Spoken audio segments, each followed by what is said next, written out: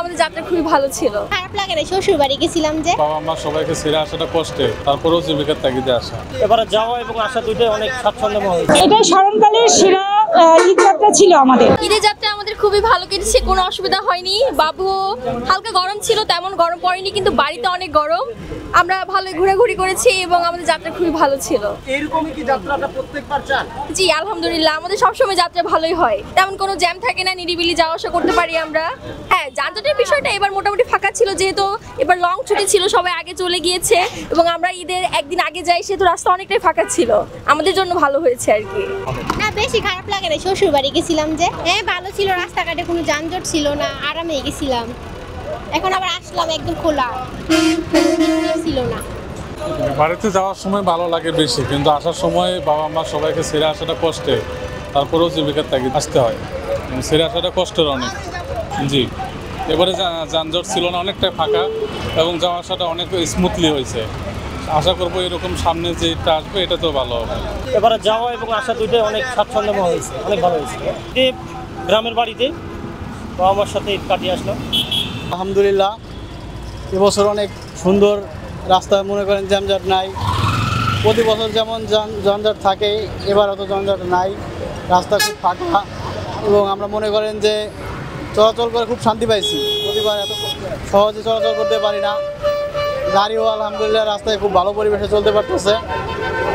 তাছাড়া মনে করেন এবার ঈদ কাটাইলাম, মায়ের সঙ্গে ঈদ কাটাইতে পারলাম, ফিরলাম, খুব ভালোভাবে দেখতে পারলাম।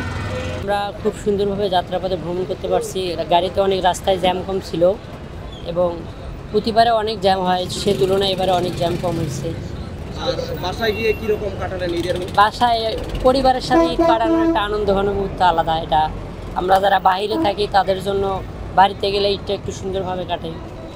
এই সবার সাথে ঈদ করতে আমাদের ভালোই লাগছে, এই আর কি। আগের থেকেও মনে করেন যে এবার সড়কের ভিড়, তারপরে মনে করেন যানজট কমই ছিল, শান্তিভাবে গেছি, শান্তিভাবে আসছি, এটাই। আজকে আসলাম, আমি পাবনা থেকে আসলাম, পাবনা আরিসা হয়ে ওখান থেকে সেলফি কাউন্টার থেকে তো সবে গাবতলী এসে নামলাম আর কি।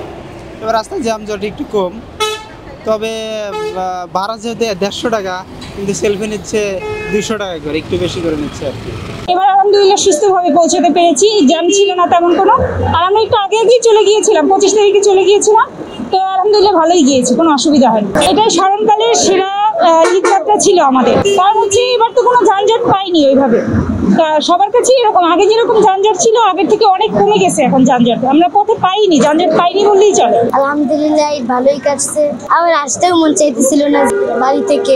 আমি আবার হাফিজিপুরে মাদ্রাসা খোলা থেকে, এই জন্য আমি তাড়াতাড়ি এসে পড়েছি।